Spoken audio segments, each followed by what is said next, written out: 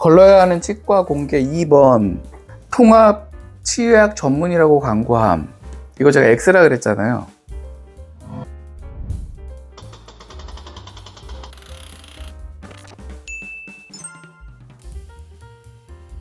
통합 치유약 전문의가 뭐냐면 치과계에는 메디컬 쪽에는 보면은 전문의라 그래서 이비인후과 전문의, 내과 전문의, 산부인과 전문의 이렇게 해서 기본적으로 의사가 돼서 나오면 수련을 받을 때 인턴이 되고 레지던트를 할 때 수련을 받을 때 그 과별로 받거든요. 그런 과를 선택을 해서 받게 되죠. 뭐 성형외과. 근데 만약에 수련을 안 받았다, 전문의가 아니다 라고 하는 사람들은 어떤 사람들이냐면 나오면 무슨 이비인후과 이게 아니라 무슨 의원 이런 데는 전문의가 아닌 거죠. 근데 치과계에는 어떤 게 있었냐면 물론 그 전문의 제도가 그렇게 막 의과처럼 그렇게 정해져 있지는 않았고요. 그 수련받는 사람도 그렇게 많지 않고요. 수련받는 사람도 많지 않고 그래서 전문의 제도가 그렇게 막 활성화되지 않았다가 한 10년 전부터 이런 경우가 있었어요. 임플란트를 하는데 임플란트를 전문의가 하고 싶은 거예요. 그러면 임플란트 수련을 받을 수 있는 임플란트 과가 있어야 되는데 임플란트 과가 없으니까 구강외과에서는 이거는 임플란트는 우리가 전문이다. 지주과에서는 무슨 소리야, 이건 우리가 전문이야. 보초과에서는 우리가 전문할래. 막 이런 게 있었거든요. 그러니까 막 되게 지저분한 게 있었어요. 의과는 이비인후과 전문이면 이비인후과 환자만 봐야 되잖아요.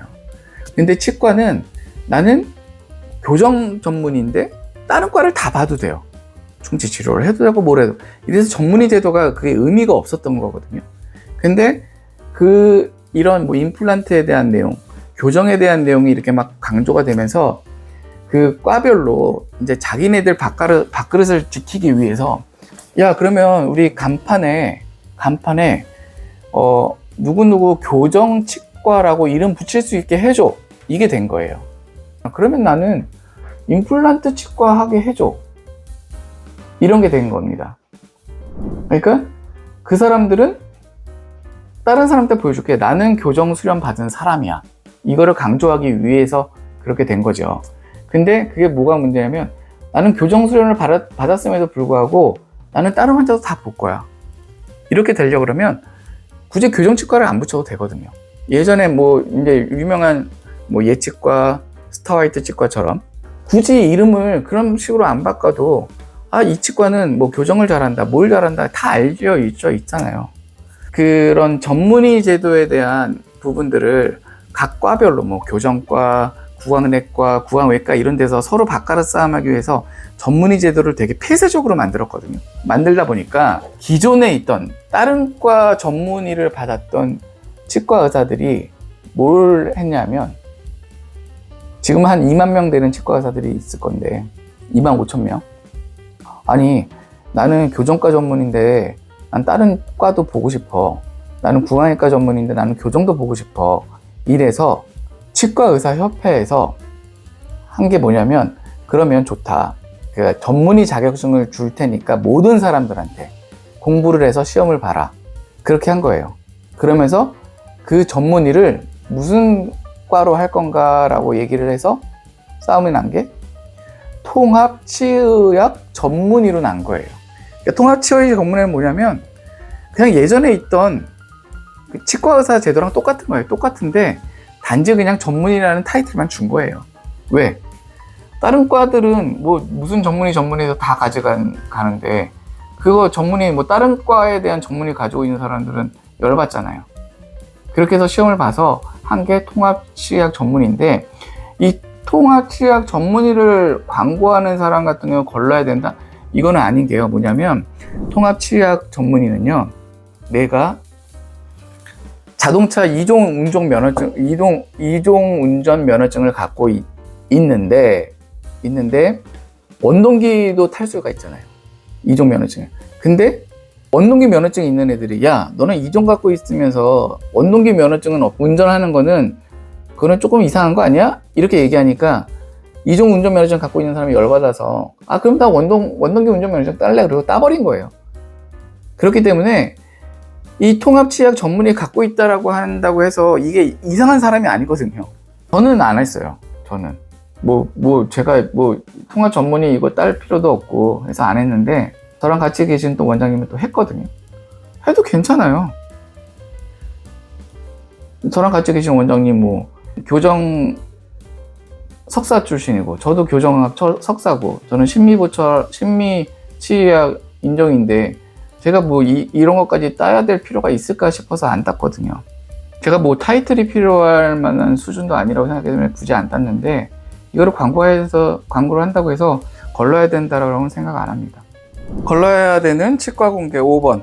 쌍들리에 대리석 바닥같이 인테리어 화려한 치과, 그거 다 니네한테 청구함. 이 말에 의하면 치과를 개원을 하는데 삐까뻔쩍하게 인테리어를 잘 해놓고서는 오픈을 한 거는 다 니네한테 청구한다 이거잖아요. 이거를 봤을 때, 그러니까 이 사람은 치과 의사 아니라고 생각한다라고 하는 이유가 뭐냐면, 개원할 때 들어간 비용은요, 인테리어한 비용은 다 감가상각 됩니다. 치과 의사들이 나 돈이 있으면 굉장히 좋은 자리, 좋은 장소, 넓은 장소, 쾌적한 장소 들어가서 정말 멋있게 치과 차려놓고 하고 싶은 마음들이 다 있거든요. 단지 내가 돈이 없고 돈을 벌 수 있는 자신이 없으면 그냥 조그맣게 해서 허름하게 해서 하는 거예요. 그렇다고 해서 그 허름한 치과, 그 다음에 삐까뻔쩍한 치과 치료 비용이 다르냐? 아니거든요. 치료를 못하냐? 그것도 아니거든요. 근데 이런 글을 쓴 이유는 뭐냐면, 그냥 단순하게 약간 멍청하게 생각해서 그래요. 개원할 때 비용이 많이 들어갔으니까 이 대출금을 갚으려고, 혹은 이 비용을 갚으려고 치료 비용을 더 받는 거나 과잉진료 한다라는 이 생각인데, 그거는 정말 아닌 게요. 우리가 인테리어 들어간 이 인테리어 비용은 감가상각이 다 되는 거거든요. 우리가 세금을 내야 되는 부분에 있어서 다 차감이 되는 부분이기 때문에, 이런 부분들은 아예 자기가 자본금이 충분하다거나 돈을 잘 벌 자신이 있으면 충분히 해도 괜찮은 부분이에요. 그러면 이 글을 쓴 사람은 치료받을 때 진짜 허름한 치과 가서, 직원도 없는 치과, 코디네이터 없는 치과, 이런 데 가갖고서는 치과 의사가 정말 싼 재료 갖고서는 하는 치과 치료받으면 되겠네요. 근데 그렇게 받고 나면 뭐가 다른 줄 아세요? 치료 비용은 똑같다는 거.